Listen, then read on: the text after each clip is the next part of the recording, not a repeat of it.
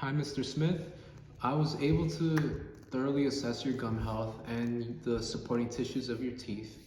And with that said, the results of your assessments tell me that you currently have periodontitis stage 3, grade B.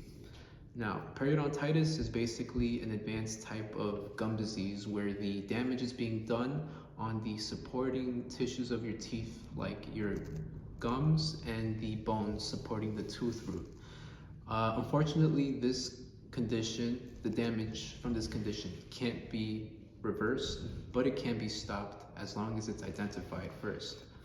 Now, your condition is localized, which means that the damage is being done on a small area of your mouth, and this would be the molars of your teeth, your molars, your back teeth, and the severity of the damage is corresponding to stage 3, which just means that the amount of bone lost on the tooth roots would be more than or close to halfway, as you can see here.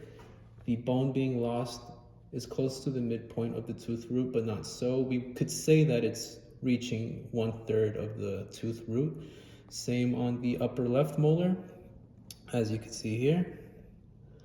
And we also have some furcation involvement on your tooth number 31, which is your bottom right molar. And what this means is that the space between the roots of your teeth are being exposed mostly because of that reduction in bone supporting your tooth root.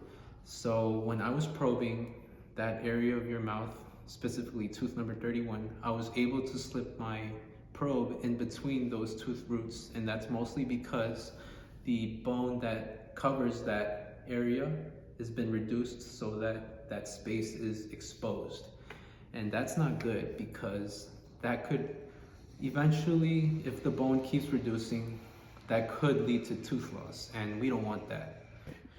Also, if you take a look at the recorded probing depths that I have here for tooth number 2, your upper right molar, it was recorded 8 millimeters, which is pretty suspicious of gum disease, and this would be my deciding factor for putting you in stage 3. Now, probing depth is basically a measurement of how deep the space is below the gum line, and a healthy reading is usually between 2 to 3 millimeters. Anything beyond 3 millimeters is usually suspicious of gum disease. A deeper space below your gum line could be caused by a reduction in the bones surrounding the root of your tooth, and this would cause the base of that pocket to go deeper, which will give us a deeper reading. Now, as far as grading goes, grading tells us the progression of the disease. And for you, I classified you as a grade B. Why? Well, this is because I'm going by an estimated amount of bone loss, which is 40%. I'm going based off of your upper right molar, and I'm dividing that by your age, which is 60. The amount gives us a reading between 0.25 and 1%, which corresponds to grade B. You also recently stopped smoking, which is a risk factor that puts you in either grade B or C, depending on how many cigarettes you smoke a day. You would be a grade A if you were a non-smoker, but by default, you're a grade B, since to be a grade C, you'd have to smoke 10 cigarettes or more a day, which you're no longer doing. Good for you.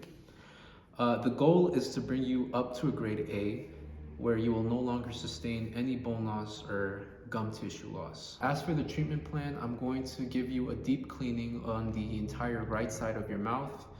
But before that, I will apply local anesthesia because you did mention that you did have dental anxiety. So this would be done to accommodate for that. So we'll numb the entire right side of your mouth before we move on to scaling the entire right side of your mouth.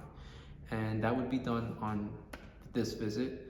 Next visit, we will do the same. We'll numb the left side of your mouth and then provide deep cleaning for the entire left side of your mouth. And then we will move forward with engine polishing to remove any potential stains present.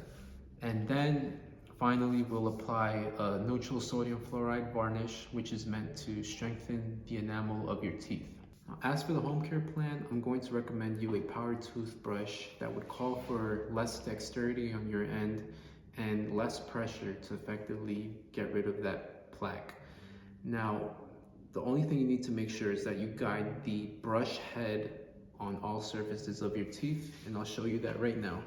After you apply your toothpaste on the brush head, what you want to do is guide the brush head on the back tooth, the most back tooth, and as soon as you make contact with the brush head on your tooth, press the power button and guide that brush head on all surfaces of that tooth and the rest of your teeth. So you start from the side, the bottom, and then the other side, like so. And then before you move on to the next tooth, make sure you get the spaces in between. So guide that brush head in between on both sides before you move on to the next tooth, like so. And you do that for all your teeth. Simply just letting the brush head do the work for you. All you have to do is just guide that brush head and have it hover on that tooth surface for at least 3 to 4 seconds. Also going to recommend you alcohol-free mouthwash so that it doesn't interfere with the painful mouth ulcers that you started experiencing shortly after you stopped smoking, which is normal. And I'll also recommend that you stop sucking on lozenges because of their high sugar content, which can promote bacterial growth and would be detrimental for your condition. Instead, I would recommend you xylitol lozenges because of their sugar alcohol content, which won't allow bacteria to grow as easily as opposed to regular lozenges.